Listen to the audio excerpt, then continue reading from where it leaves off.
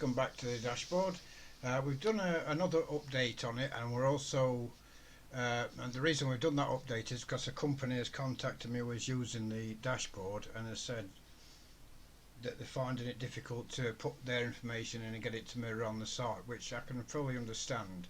I don't know Excel as an expert, but I do know enough from my research to do this dashboard.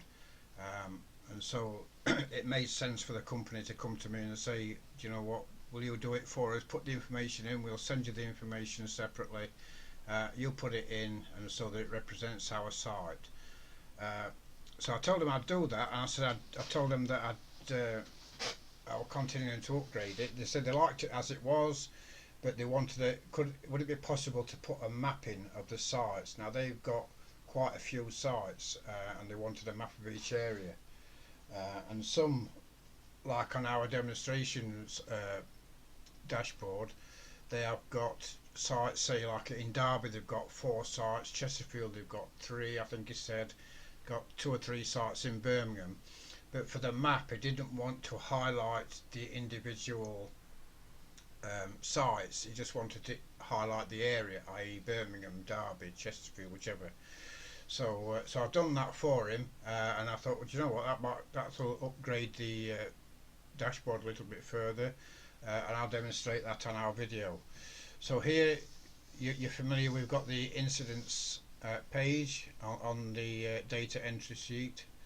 So we put some in. I put some fictitious numbers in there just to highlight it. So if you go now to the dashboard itself, and you'll see straight away there's a map on there, and you might think, oh, what the thunder is that? So what it is, we've got an area here, and this is based loosely on what the company wanted, but I'll just change them to suit what we've got on our system, except for the Birmingham and Coventry sites. I've taken them off for this particular version. So I've just narrowed it down to 3 because it makes it a lot easier. So if we say, right, I know we've got up on our dashboard, we've got Orbis on here that's in amber, and the reason for that is, so in Orbis there's 27 incidents. Okay, so that's why it's showing amber. Again, if we go back and take Orbis down, put that down to 0, it'll just show 1. So if we go back to the dashboard, that'll go back down to green because everything's hunky-dory. But here you will see we've got a map now, and this is just a map of the Derbyshire area. It does include Nottingham and well, it barely goes into Leicestershire, but it's just a bit of a cut down version of a map where I could plot where the sites were. So if we say, right, let's have a look at Orbis site, that will now disappear, and the Orbis site will come up and it will show the total number of incidents for Orbis. Now Orbis on our demonstration and Derby are in the same place. He wanted them both together, which is fine, but I just thought I'd show you how it can work within a city or within an area, a geographical area. So the only way that will still show difference, it will show the combined total here. So if we go, let's say Ashgate, that's showing 40 on Ashgate, and it's showed on the map where Ashgate is, and with a bubble and the total number of incidents for that area. Now you'll look on here and you'll think, well, it doesn't say that up there, which it doesn't. So you go back to the data entry screen and you'll see individually they're not high enough to register on there, but we've added them together because the company wanted areas that were in the same place to be added together. So we've got Ashgate Call Centre and Ashgate Manor, just for demonstration purposes, added together. So that should say, it's 19 and 21, so that's 40 in total. We go back to the map, and indeed it is 40.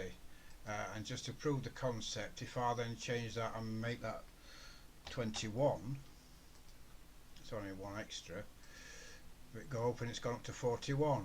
And again, if we go back and change that to 74, that will show on the traffic light system now because it's way above.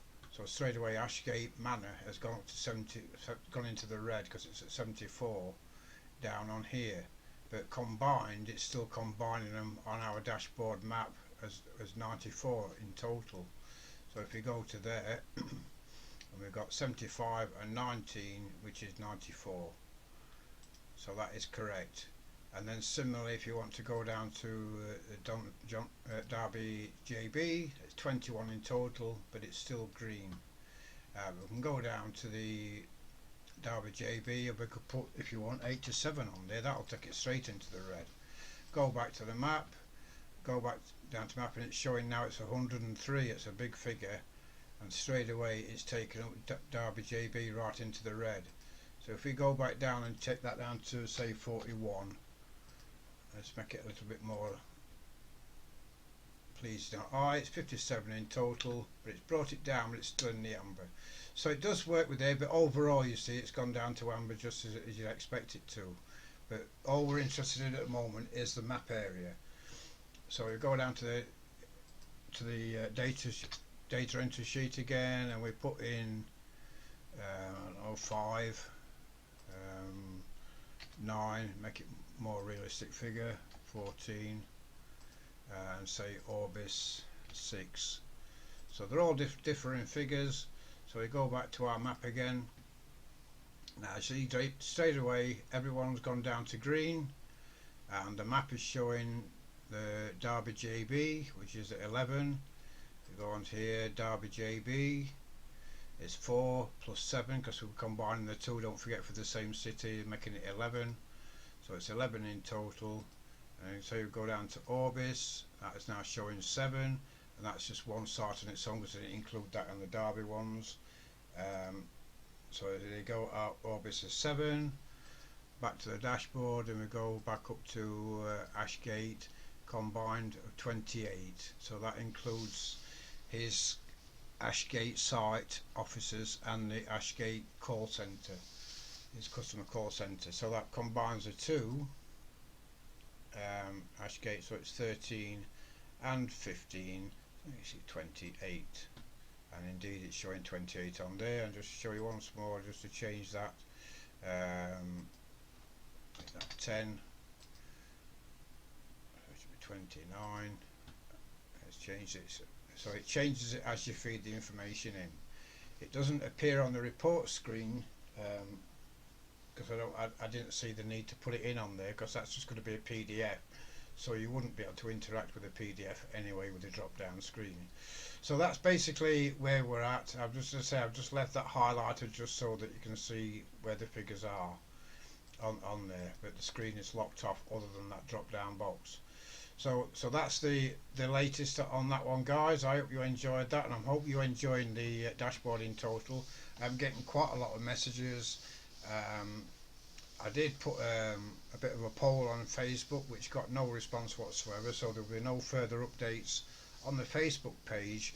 All updates from now on will be on the subscribers of the channel, or the people that have taken the time to look at this in depth, subscribe because they find it interesting, and they are the people that will know that there's an updated version available and can contact me, and I will send them the updated version. The only caveat is, as with that other company, they gave me the idea and said, well, can you put the information in, because there's an awful lot of information. He has sent me a sheet through, and there's about 3 hours work just doing that, and that's not a problem. I can do that for him, and he's quite happy. He says whatever it takes, just do it and we'll pay. So but I'm only going to charge a nominal fee for my time, because like I say, it's going to take at least 3 hours to do all them sites he's got on there, at least 3 hours. But he's not worried about that. So if any of you guys are thinking, you know what, I've got some sites, I haven't got time to mess about with it, or I don't really know where to put this information, just send me a message, say that you wanted to do, and I'll give you a quote depending on your sites. As I say, it's just a small charge, it's not a big heavy charge, it's just a small charge just to cover my time in amending it for you. But the dashboard itself, if you want to do it, will always remain free at the point of use. You can use it even with the updates, and if you're quite comfortable at putting stuff in, do that. If you find the screen's locked that you need to get into on the beta version, just send me a message and I'll give you the password, and you can get into the sheets and you can do what you will. And again, if you screw it up, no problem, you can go back to the original. If you haven't got the original, I'll send it you again, not a problem. Alright guys, and so keep safe as ever, so until next time, bye bye.